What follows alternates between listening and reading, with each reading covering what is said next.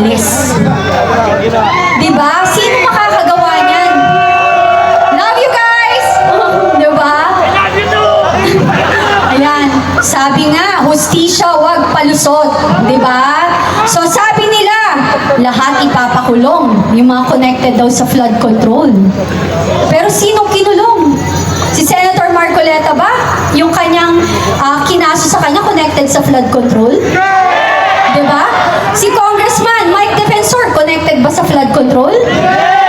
Oh. So ngayon, nasaan na yung sinasabi? Una, si Ping Lacson, sabi niya, before, may 67 daw na congressman siyang alam na connected sa flood control. Nasa na yun?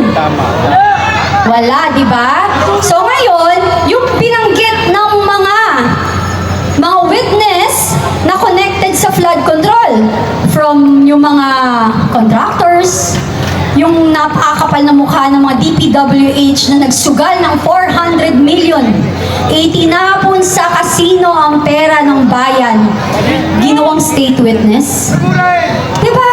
Habang tayo dito, nananawagan, dito nakatayo sa init ng araw hanggang ngayon, hindi nauuhaw, nagugutom, mananinindigan, yung mga hinayupak na yun.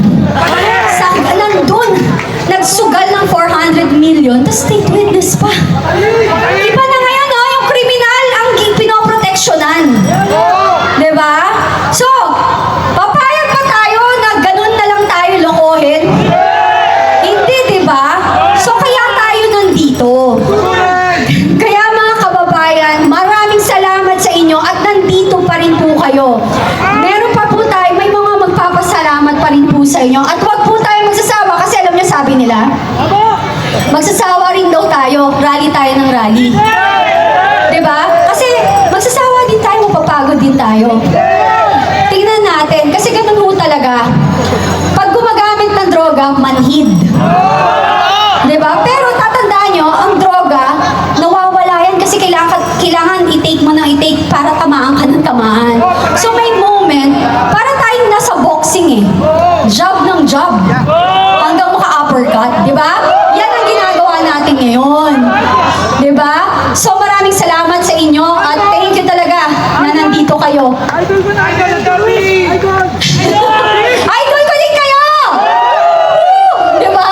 Idol ko kayong lahat at hindi ito bola. Hindi ho ako politician. Hindi rin ho ako tatakbo.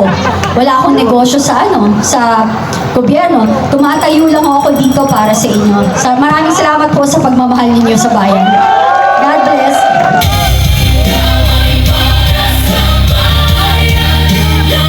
Ngayon tawagin natin ang head at talaga naman ang founder ng UPI. Ang gentleman na marami na rin kaso dahil pinaglalaban niya ang kapakanan ng ating bayan, si General Romeo Poquis.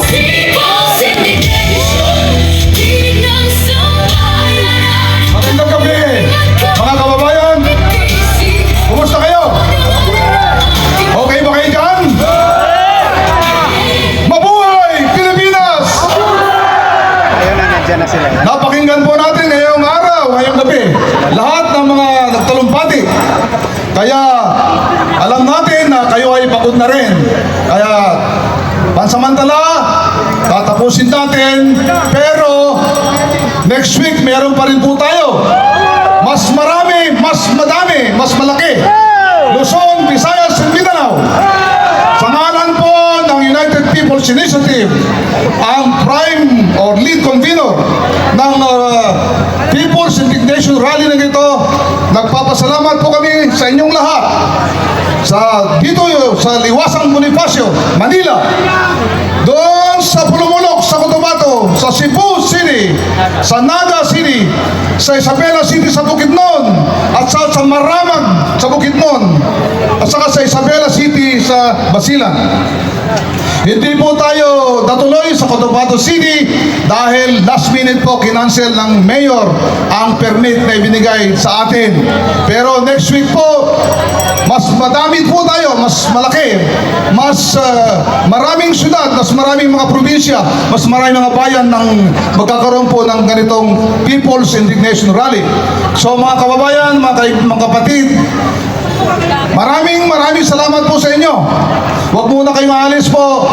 At tayo ay kakanta ng ating Pilipinas kung mahal. Maraming salamat po sa inyo, sa lahat po ng mga grupo, sa lahat po ng mga sektor, mga individual, mga affiliated organizations na sumama ngayong araw ay gabi.